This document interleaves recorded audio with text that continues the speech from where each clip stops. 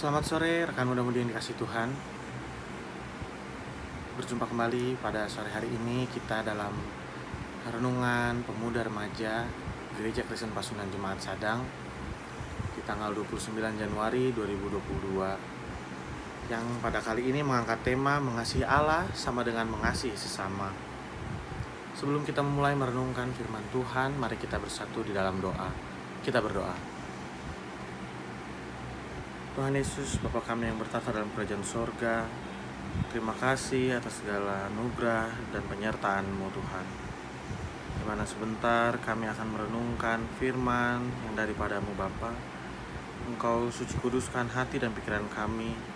Engkau berkati mulut hamba-Mu yang akan berbicara tentang firman-Mu, supaya menjadi kebaikan dan suluh terang bagi jalan hidup kami.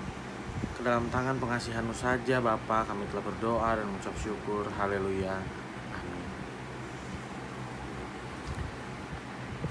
Rekan pemuda-pemudi yang remaja yang dikasih Tuhan, bacaan kita pada kali ini terambil dari Matius 25 ayatnya yang ke-35 sampai 40. Matius 25 ayatnya yang ke-35 sampai 40. Saya akan membacakannya untuk kita semua.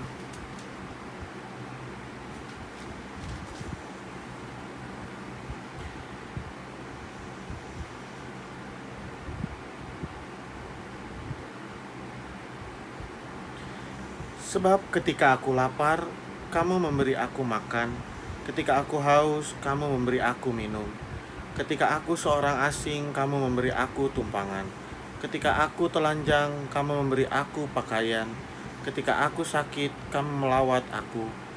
Ketika aku di dalam penjara, kamu mengunjungi aku. Maka orang-orang benar itu akan menjawab dia katanya, Tuhan, bila manakah kami melihat engkau lapar dan kami memberi engkau makan, atau haus dan kami memberi engkau minum? Bila manakah kami melihat engkau sebagai orang asing dan kami memberi engkau tumpangan, atau telanjang dan kami memberi engkau pakaian? Bila manakah kami melihat engkau sakit atau engkau dalam penjara dan kami mengunjungi engkau? Dan raja itu akan menjawab mereka, Aku berkata kepadamu, sesungguhnya segala sesuatu yang kamu lakukan untuk salah seorang dari saudaraku yang paling hina ini, kamu telah melakukannya untuk aku. Sedemikian jauh pembacaan firman kita pada sore hari ini. Yang berbahagia adalah kita yang mau membaca, mendengarkan, serta memelihara firman Tuhan dalam kehidupan kita sehari-hari. Haleluya. Rekan-rekan pemuda remaja yang dikasih Tuhan, jika kita diberikan sebuah pertanyaan, apakah engkau mengasihi Allah? Tentu tanpa berpikir panjang kita akan menjawab dengan tegas dan lantang. Jelas dong, iya dong, pastinya gitu kan. Saya mengasihi Allah. Namun jika kita diminta untuk membuktikan kasih kita kepada Allah, apa yang akan kita lakukan? Apakah kita akan menjadi lebih rajin berdoa? Ataukah kita semakin giat pergi ke gereja dan terlibat aktif di dalam pelayanan? Apakah hanya itu yang akan kita lakukan sebagai bukti kasih kita kepada Allah? Renungan pada saat ini mengajak kita untuk bersama-sama merenungkan hal apa saja yang bisa kita lakukan sebagai ungkapan kasih kita kepada Allah. Karena ungkapan kasih tersebut tidak hanya cukup dengan berdoa atau rajin bergereja dan melakukan pelayanan. Namun sebagai umat percaya yang mengasihi Allah, kita harus melakukan hal yang lebih dari itu, yaitu mengasihi sesama manusia. Teks renungan pada saat ini berbicara mengenai penghakiman terakhir yang masuk ke dalam bagian khotbah Yesus tentang akhir zaman.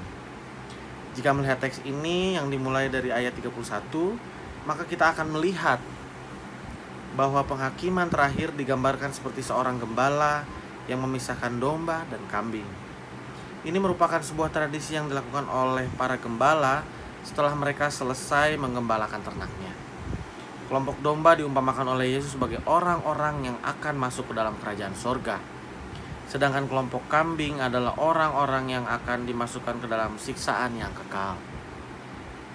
Kedua kelompok ini akan dipisahkan berdasarkan tindakan yang telah mereka lakukan selama kehidupan di dunia.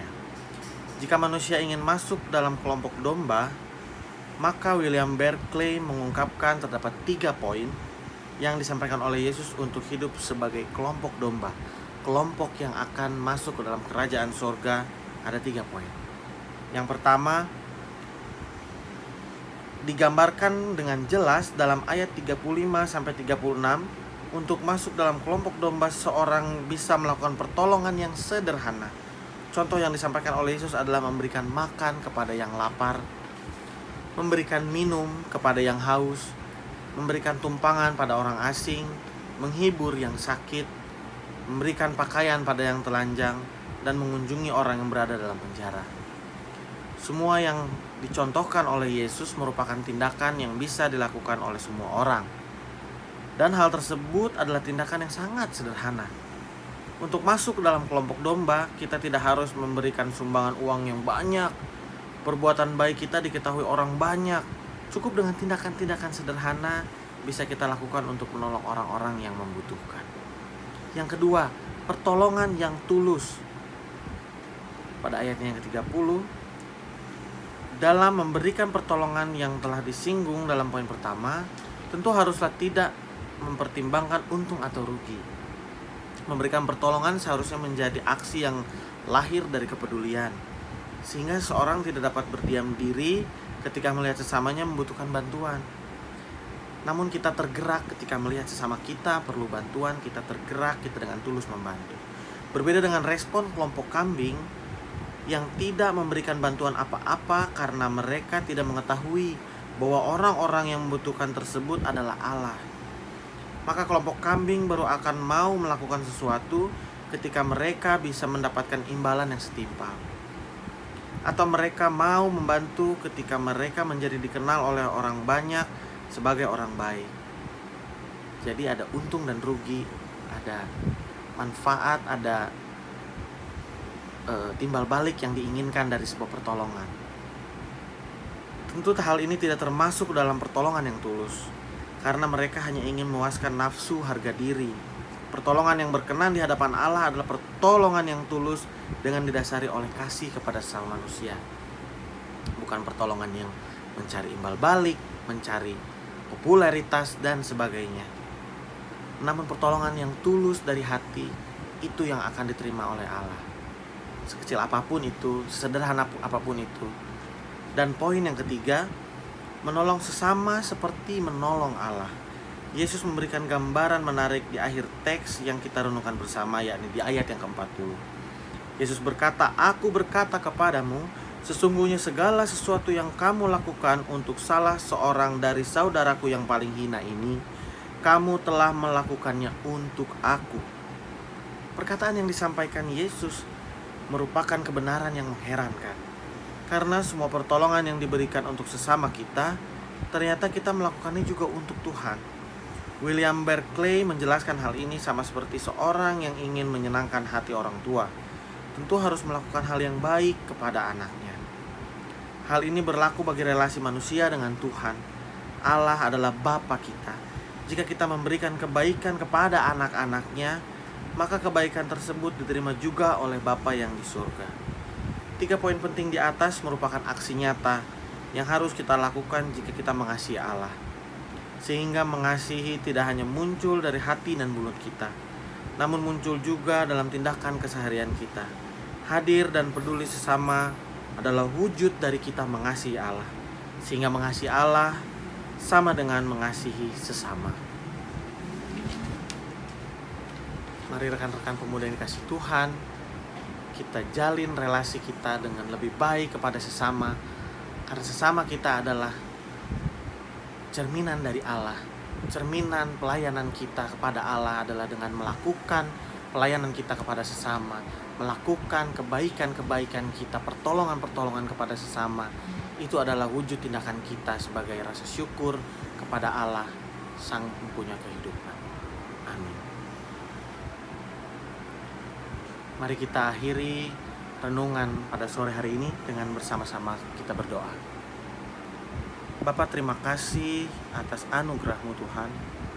Terima kasih atas segala kebaikan yang Kau curahkan buat kami, sehingga kami dapat merenungkan sebagian dari firman-Mu. Bapa, inilah kami anak-anak-Mu yang telah menerima sebagian dari firman-Mu. Kau suci kuduskan supaya menjadi terang bagi jalan kami. Dalam tangan pengasihan-Mu kami telah berdoa dan mengucap syukur. Haleluya. Amin.